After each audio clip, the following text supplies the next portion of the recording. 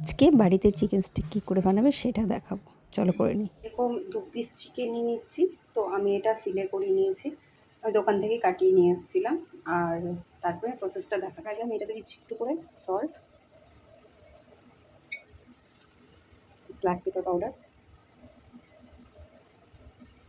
দেবো একটু soya sauce, আর দেবো গার্লিক, গার্লিক। খুব ভালো করে এটাকে এপিট ওপিট ম্যারিনেট করে দেবো। দিচ্ছি চিলি ফ্লেক্স, এটা আমার অ্যাডিশনাল।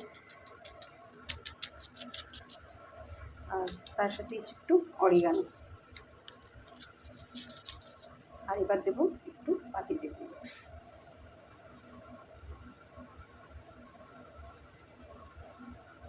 খুব সুন্দর করে এটাকে ম্যারিনেট করে রেখে দেবো আধ ঘন্টা, তারপরে আমি দেখাচ্ছি।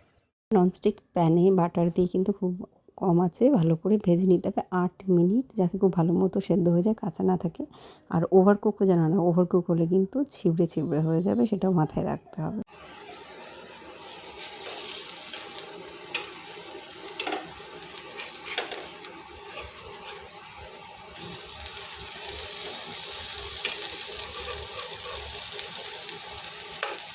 কই শোনো,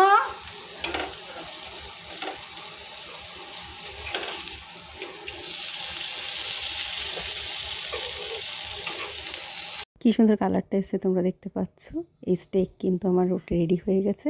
এবার গরম গরম সার্ভ করো স্যালাডের সাথে, পেঁয়াজের সাথে, যেভাবে ইচ্ছা সসের সাথে, কীভাবে ইচ্ছা খেতে পারি, কিন্তু খেতে দারুণ লাগে। তোমাদের কেমন লাগলো অবশ্যই একটা কমেন্ট করে আমাকে জানাবে কিন্তু।